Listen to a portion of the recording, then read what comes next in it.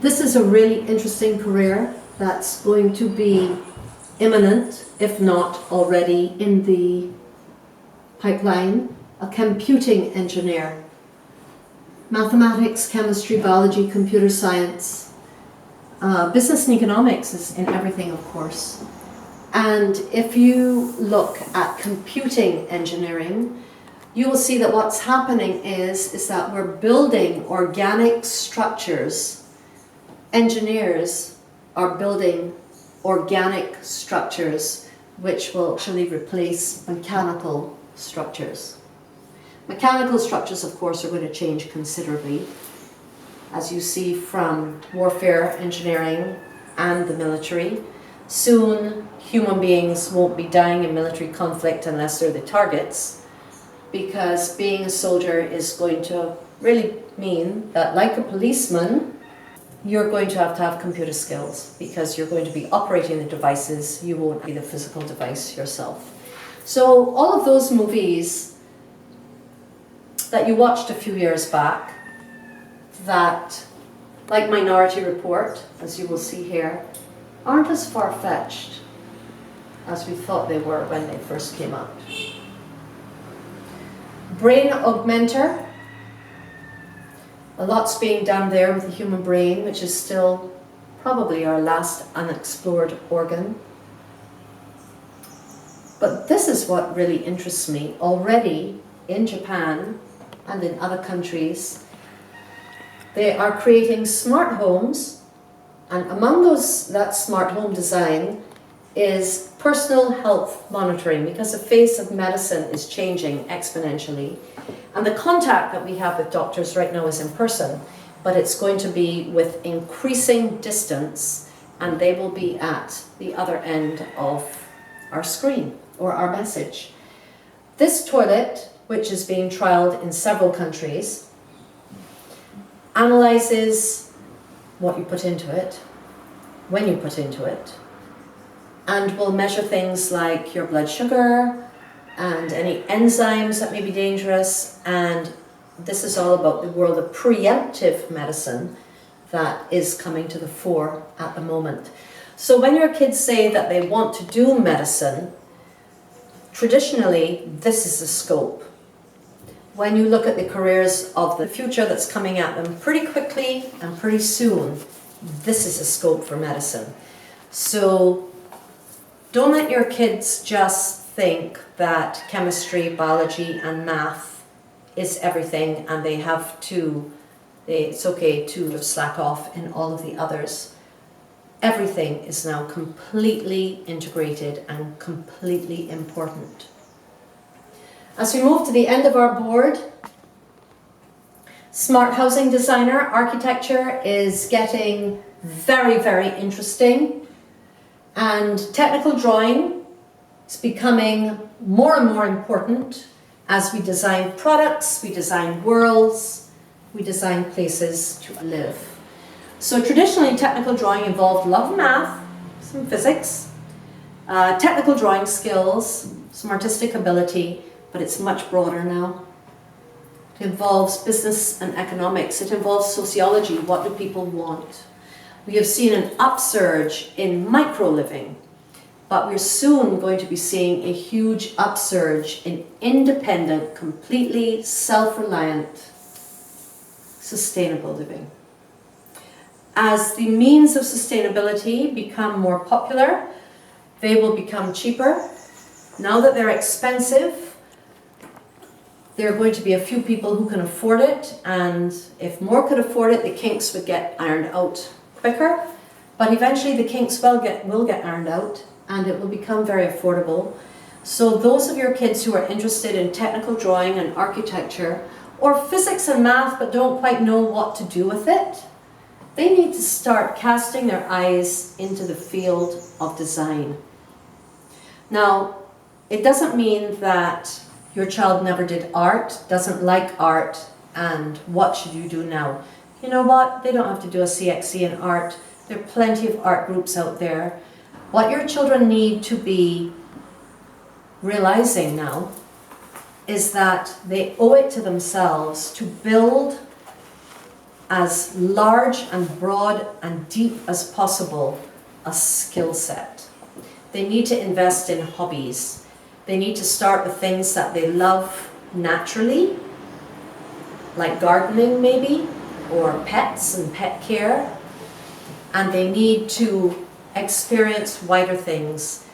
Our Zennials, Generation Z, because we've passed the interconnected millennials, our Generation Z, what's happening is that they're living more isolated lives.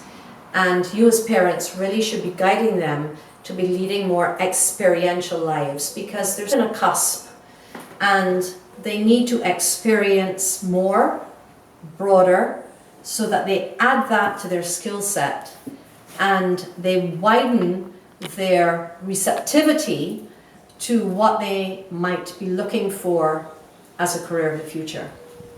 So just as we finish this board, I want you to have a look here at interior decorator. This goes with smart homes.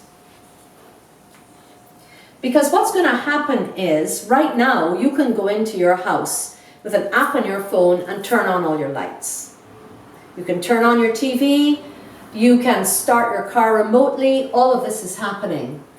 But as the environment becomes more and more challenged, interior decorators are going to start to use technology more to bring the environment into your home and to make it a movie you're living in. So if you look here, the evening you come home and you need to relax, it's not wallpaper and it's not a painted wall, it's computer technology that creates the environment you need to help you relax, or to stimulate you, to get you going on something you need to do, or to make you think in a very linear way, or to help you focus. So environmental management, business and economics, has now joined computer studies and art and technical drawing, and to some extent physics and biology as a necessity for interior design. Urban planning, I think we have touched on the careers that will impact urban planning. I'll tell you about this in a minute. Truth journalist. Gosh, isn't that an oxymoron? Fake news, truth journalism. That's something that I don't think I have to say any more about. You can probably just start thinking about it. Up here, the theoretical physicists plan the scenarios of the worlds of the future. If there is one thing that you should ask your child to search for on YouTube after we finish this board, it's to look for a theoretical physicist presentations on the possible worlds of the future. His name is Michio Kaku. He's a Japanese American and an absolute delight to hear his presentations. Listen to Michio Kaku, as he is a theoretical physicist and he talks about the worlds of the future. Let's just come down here to communication augmentalists. It's already happening.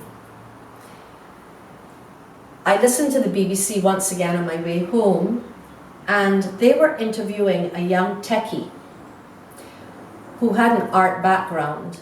And what he was doing was, he's designed programs that can take what someone is saying and their mouth movements, imitate their voice, and make them say something completely the opposite from what they said in the first instance. They were literally putting words into their mouths, which is why this is just below Truth Journalist.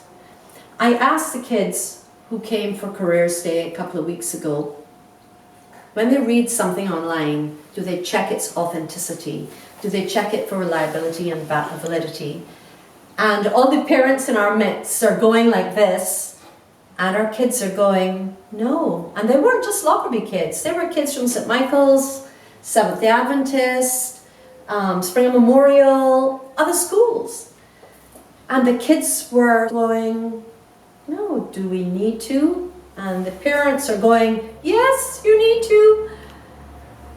And I've enjoyed that. I had to stand up for just 3 seconds and tell the parents who were there with me, hold on guys, let's just spend 3 seconds feeling what it's like to know something our kids don't know when it comes to computer technology.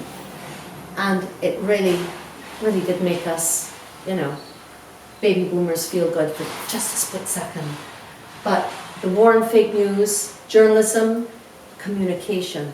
Communication now carries with it the ethical responsibility, as it always has, but more so now, of validity and reliability. And these guys, communication augmentalists, I don't want to say they're out to propagandize the world in true Orwellian fashion, but those of you who depend on social media a lot for your news, watch or beware. Let's move on to our next board.